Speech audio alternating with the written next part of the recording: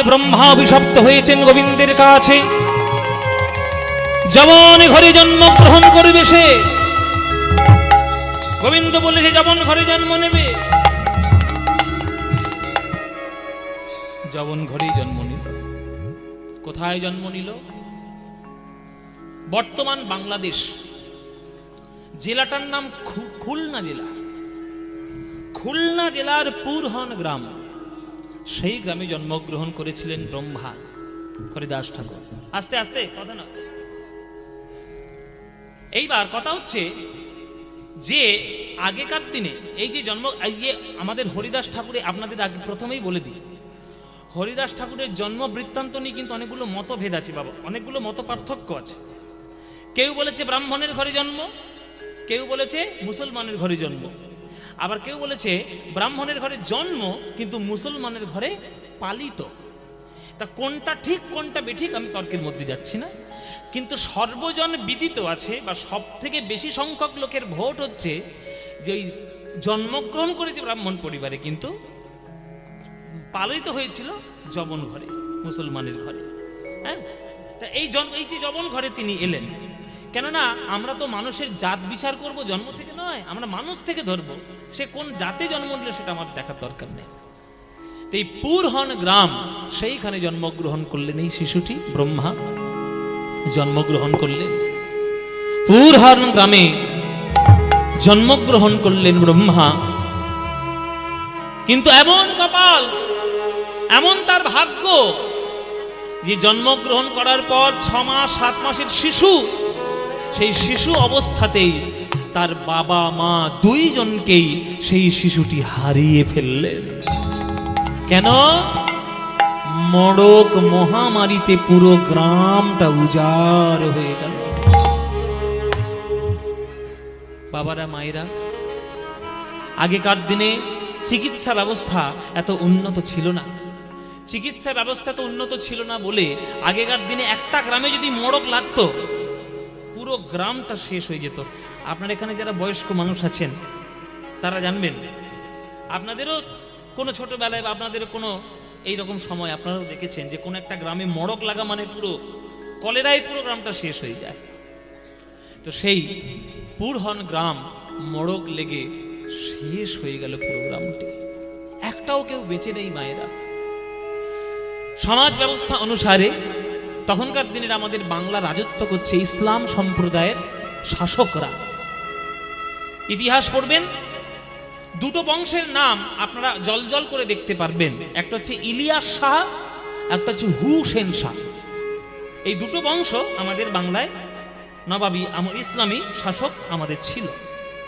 তো সেই নবাবী শাসনের তখনকার দিনে প্রতি গ্রামে গ্রামে কাজী সাহেবদের উপর দায়িত্ব থাকতো গ্রামকে পরিদর্শন করার। যেমন এখনকার দিনের একটা গ্রামের প্রধান হয়, পঞ্চায়েত প্রধান হয়, সেই তার উপর দায়িত্ব থাকে পুরো গ্রামটাকে দেখাশোনা করা, কার কি অসুবিধা, কার কি দরকার। তো কাজী সাহেবের সেই দায়িত্ব ছিল। যে কাজী সাহেবের উপর দায়িত্বটা ছিল সেই কাজী সাহেবের নাম হচ্ছে হাবিবুল্লাহ। হাবিবুল্লাহ কি নাম বললাম মায়েরা? হাবিবুল্লাহ কাজী। হাবিবুল্লাহ কাজীর স্ত্রীর নাম ছিল ফতেমা বিবি। ফতেমা বিবি হাবিবুল্লাহ। তিনি খবর শুনতে পেলেন যে পুরহন গ্রামটি একেবারে পুরোটা মড়ক লেগে পুরো মরে গেছে, পুরো শ্মশান হয়ে গেছে। তাই কিছুদিন পর সেই হাবিবুল্লাহ কাজী গ্রাম পরিদর্শন করতে এসছে পুরহন গ্রাম। গ্রামের মধ্যে ঢুকে দেখছে পুরো গ্রাম ফাঁকা, একটাও গ্রামে কেউ বেঁচে নেই, না কোনো ছেলে না কোনো মেয়ে, কেউ বেঁচে নেই। হায় হায় হায়, ইয়া আল্লাহ, তুমি কেমন করেছো? পুরো গ্রামটা তো শ্মশান হয়ে গেছে, সর্বনাশ, কেউ বেঁচে নেই। গ্রাম পরিদর্শন করতে করতে হঠাৎ কোনো এক দাওয়ার কোণ থেকে একটা শিশুর ক্রন্দন ধ্বনি শুনতে পেল আমার হাবিবুল্লাহ কাজী।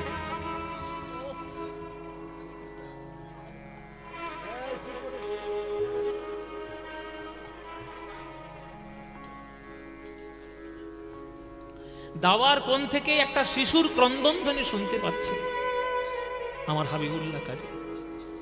মা মা বলে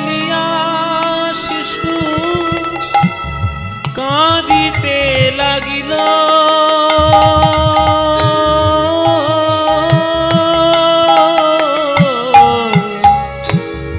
মামা বলিয়া শিশু কাঁদিতে লাগিল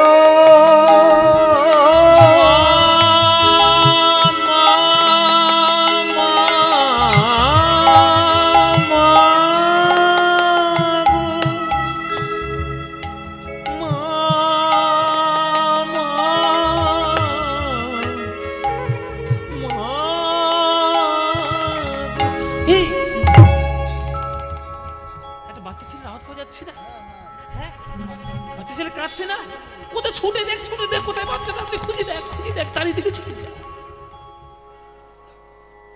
সবাই মিলে ছুটতে শুরু করলো, দেখে একটা 6-7 মাসের বাচ্চা দাওয়ার কোণে বসে বসে মা মা বলে কাঁদছে। হাবিবুল্লাহ কাজী ছুটে এসে ওই শিশুটিকে কোলে করে তুলে নিলেন। মায়েরা, কপালে সবার সবকিছু লেখা থাকে না। জাত ধর্ম বিচার করে কখনো মানুষের মধ্যে প্রেম হয় না। এই হাবিবুল্লাহ কাজী একজন পুরুষ মানুষ, বাচ্চাটাকে দেখে ছুটে গিয়ে বাচ্চাটাকে কোলে তুলে নিয়েছে। স্বাভাবিক পিতৃত্ব, স্বাভাবিক পিতৃস্বাদ উঠে এসেছে তার মনের মধ্যে। কেন? এই হাবিবুল্লাহর কোনো সন্তান ছিল না। আমি জানি না আপনাদের মধ্যে কেউ আছেন কিনা, যেন না থাকে সেটাই আমি কামনা করব। যে দম্পতিদের সন্তানাদি হয় না, যে স্বামী স্ত্রীর মধ্যে সন্তান আসে না, তারা জানে জীবনে একাকিত্ব করে কাটানোর কি জ্বালা। এই হাবিবুল্লাহ কাজী, ফতেমা বিবি তারা অনেক চেষ্টা করেছে, কিন্তু কোনোভাবেই তাদের মধ্যে সন্তান আসেনি। তাই হাল ছেড়ে দিয়েছে যে সন্তান তো আমাদের হবে না, এই গ্রামটাকেই দেখে না হয় মানুষকে একটু ঠিকঠাক করে শান্তি দিয়ে গেলেই হয়তো ঠিকঠাক থাকবে।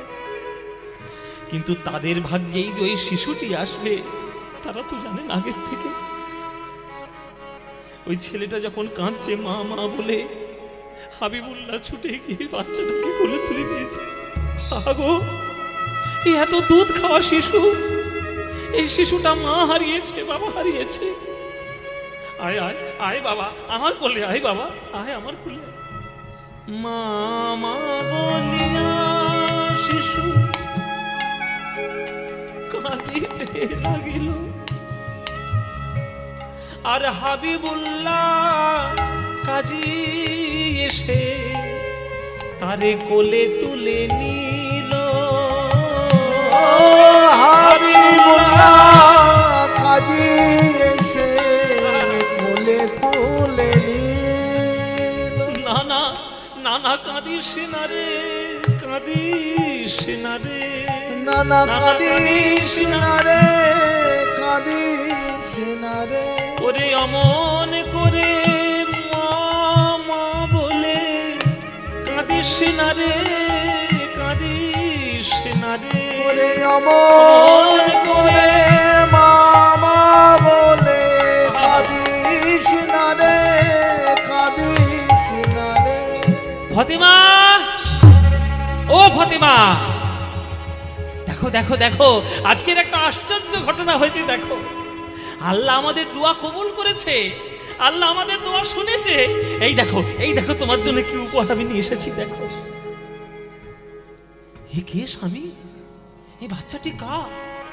জানো ফতেমা, পুরহান গ্রাম পরিদর্শন করতে গেছিলাম, পুরো গ্রামটা শ্মশান হয়ে গেছে, কিন্তু দাবার কোণে এই বাচ্চাটা কেবল মাত্র বেঁচে ছিল।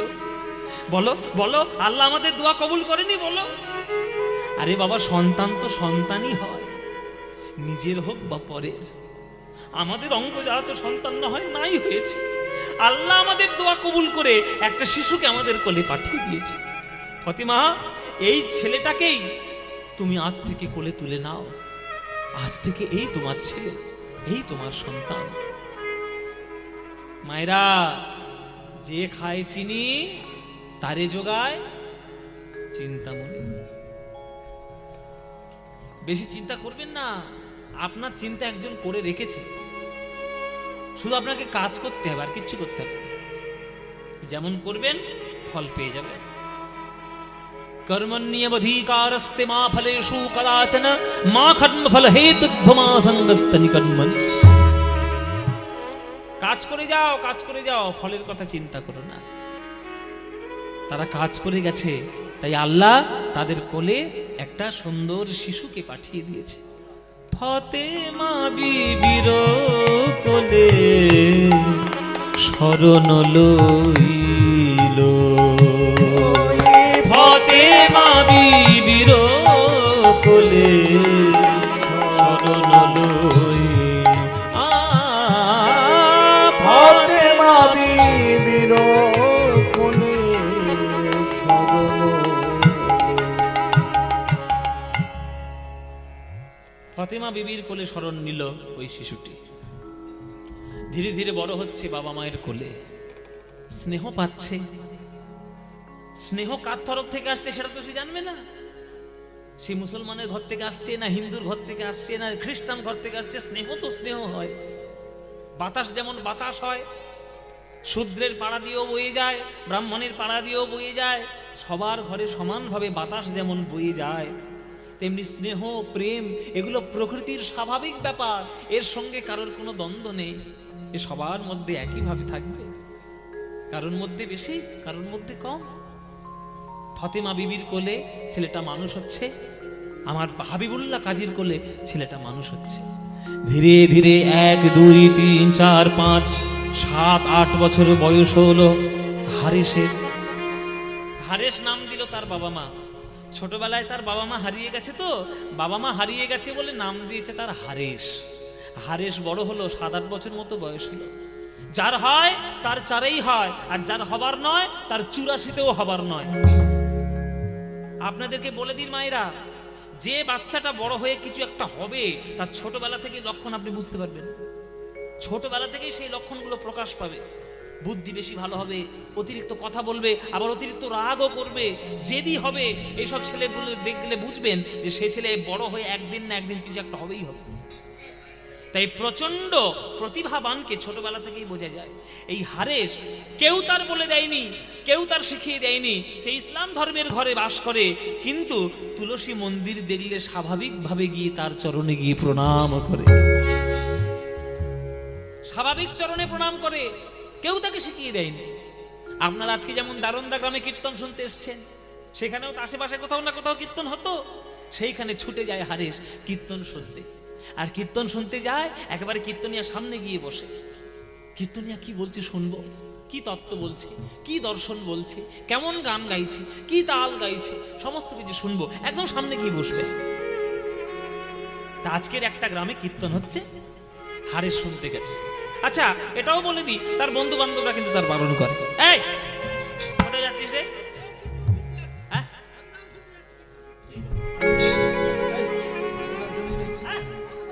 আরে তোর আব্বা যদি জানতে পারে, আব্বা যান, তোর আবার খেয়ে যাস না যাস না যাস না, তার বন্ধু বান্ধবরা বারণ করে। কিন্তু লুকিয়ে চুরিয়ে সবার চোখকে ফাঁকি দিয়ে কীর্তনিয়ার সামনে গিয়ে বসে। আজ কীর্তন হচ্ছে গ্রামের মধ্যে, কীর্তনিয়া কীর্তন করছেন, পদাবলী গাইছেন, আর হারেস গিয়ে একেবারে সামনে গিয়ে বসেছে। বাবারা মায়েরা, যারা ছাত্র ভালো হয় তারা সবসময় চেষ্টা করে মাস্টারের সামনে গিয়ে কি করে বসবে। আর যারা ফাঁকিবাজ হয়, একবার পিছনে বেঞ্চে গিয়ে বেঞ্চি বাজাবে, কাঠ বাজাবে।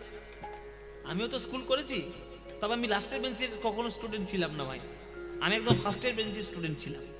আমার ছোটবেলা থেকে একটা স্বভাব, এখনো সেই স্বভাবটা আছে, মানে আমার সবসময় ইচ্ছা যে গুরুর একবার পাক ধরে গিয়ে বসবো, এরকম একটা আমার ইচ্ছে।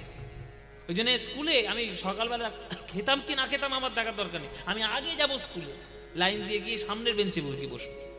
সেইটা করোনা করতে করতে এখন গুরুজিরা আর বলতে হয় না, নিজেরাই ডেকে নেন, তুই আমার সামনে এসে বস। এই কিছুদিন আগে ক্লাস গেছিলাম, গুরুজি আমার সামনে, এই তুই সামনে ওখানে বসিস কেন, সামনে বস। আবার আমার সামনে যদি কেউ থাকে, সরে যা, ওর মুখটা দেখতে পাচ্ছি না, সামনেই ডেকে নেয়। এগুলো কৃপা, আর কিচ্ছু নয়, কৃপা, গুরু কৃপা। কীর্তনিয়া সামনে বসেছে হারেস, আর কীর্তনিয়া গান গাইছে। শোনো ভক্তগণ, এই জগতে তোমরা জন্ম নিয়েছো, জানো এই জগতের ধর্ম প্রধান কি? শুনে রাখো, গীতার প্রথম শব্দ ধর্ম। ধর্মক্ষেত্রে কুরুক্ষেত্রে সমাবেতা যুজুৎসব মামকপাঞ্চবস্যৈব কিং কর্তব্য সঞ্জয়। তাই গীতার প্রথম বাক্যের প্রথম শব্দটাই হচ্ছে ধর্ম। জানো ধর্ম কাকে বলে? শোনো রে মানুষ ভাই, সবার উপরে মানুষ সত্য, তাহার উপরে নাই। ভগবান মানুষ সৃষ্টি করে পাঠিয়েছে। আমরা আমাদের স্বার্থের জন্য জাতপাত বর্ণভেদ আমরা তৈরি করেছি, কিন্তু ভগবান কখনো বর্ণে বিশ্বাস করেন না, ভগবান কখনো জাতে বিচার করেন না। তাই তুমি কোন কুলে জন্ম নিয়েছো, কোন কুলে এসেছো, এটা বড় কথা নয়। তুমি যখন ভগবানের চরণে বসেছো, ভগবানের চরণের প্রতি তোমার হৃদয়ে অফুরন্ত ভালোবাসা আছে কিনা, এইটাই ভগবান দেখবে। জানো ভক্তগণ, ওই জন্য পদাবলী কি বলে? মন মন রে আমার, মন রে আমার, মন রে আমার, মন কি করে বরণ কুল, মন কি করে বরণ কুল, কি করে বরণ কুল, মন কি করে বদল, ওরে মন, মন কি করে,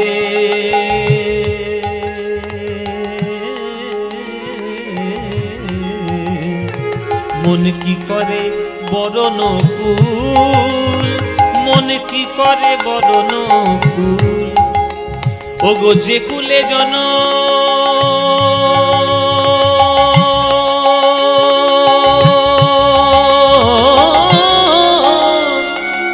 যে কুলে জনম তোমার হোক না কেন, যে কুলে জনম হোক না কেন, আহা, যে কুলে জনম তোমার হোক না কেন, যে কুলে জনম হোক না কেন, ভকতি সবার মূল, ভকতি সবার মূল। যে কুলে জনম হোক না কেন, যে কুলে জনম হোক না কেন, ভকতি সবার মূল, ভকতি সবার মূল। গোপী কুলে ধন্য বীর হনুমান, গোপী কুলে ধন্য বীর হনুমান, ওগো শ্রীরাম কপতরাজ। গোপী কুলে ধন্য বীর হনুমান, ওগো শ্রীরাম কপতরাজ। গোপী